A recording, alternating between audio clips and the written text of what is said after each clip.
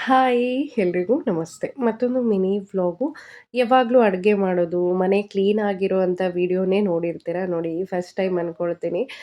ಇವಾಗ 3, 4 ದಿನದಿಂದನೂ ಇದೇ ಥರ ಇದೆ. ಅಂದರೆ ಮಕ್ಕಳು ಸ್ಕೂಲಿಗೆ ಹೋಗೋ ಟೈಮಲ್ಲಿ ಟಿಫನು, ಲಂಚ್ ಮಾಡ್ತೀನಿ. ಅದಾದಮೇಲೆ ಕಂಪ್ಲೀಟ್ ರೆಸ್ಟು. ಮತ್ತು ಸಾಯಂಕಾಲದಲ್ಲಿ ಸ್ವಲ್ಪ ರಿಲೀಫ್ ಆದಾಗ ಎದ್ದು ಮತ್ತೆ ಕೆಲಸ ಮಾಡ್ಕೊಳ್ತಿದ್ದೀನಿ.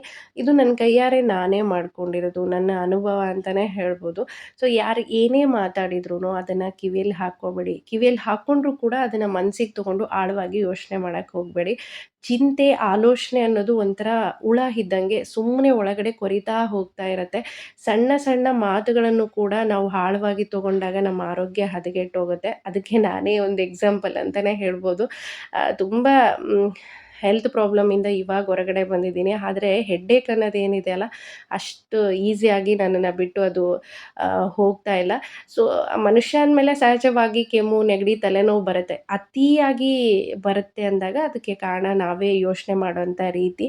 ಸೊ ಆದಷ್ಟು ನಮ್ಮ ಆರೋಗ್ಯ, ನಮ್ಮ ಕುಟುಂಬದ ಕಡೆ ಗಮನ ಕೊಡಬೇಕು. ಈ ಮೈಂಡ್‌ಸೆಟ್ ಮುಂಚೆ ಇದ್ದಿದ್ರೆ ನನಗೆ ಇವ್ಯಾವ ಪ್ರಾಬ್ಲಮ್ ಬರ್ತಾ ಇರಲಿಲ್ಲ ಅಂತ ಅನಿಸುತ್ತೆ. ಇವಾಗೆಲ್ಲ ನಾನು ತುಂಬ ಮೌನವಾಗಿರ್ತೀನಿ. ತುಂಬ ಕಡಿಮೆ ಬೇರೆಯವ್ರ ಜೊತೆ ಮಾತಾಡೋದು. ಅದು ಹೇಳ್ತಾರಲ್ವ, ಮಾತು ಬೆಳ್ಳಿ, ಮೌನ ಬಂಗಾರ ಅಂತ ಹೇಳಿ. ಮೌನವಾಗಿದ್ದಷ್ಟು ತುಂಬಾ ನೆಮ್ಮದಿ ಅಂತ ಅನಿಸುತ್ತೆ ಮನಸ್ಸಿಗೆ. ಸೊ ಹಾಗಾಗಿ ನಮಗೆ ಪ್ರಾಬ್ಲಮ್ ಬಂದಾಗ ಯಾರೂ ಬಂದು ಕ್ಲಿಯರ್ ಮಾಡಲ್ಲ. ಸೊ ಆದಷ್ಟು ನಾವು ಹೆಲ್ದಿ ಆಗಿರಬೇಕು. ಇದು ನನ್ನ ಅನುಭವ. ಇನ್ನು ಕೆಲಸ ಎಲ್ಲ ಮುಗಿಸ್ಕೊಂಡು ಒಂದು ಕಪ್ ಟೀ ಮಾಡಿಕೊಂಡು ಹಸ್ಬೆಂಡ್ ಜೊತೆ ಟೈಮ್ ಸ್ಪೆಂಡ್ ಮಾಡ್ತಿದ್ದೀನಿ. Please subscribe. Thanks for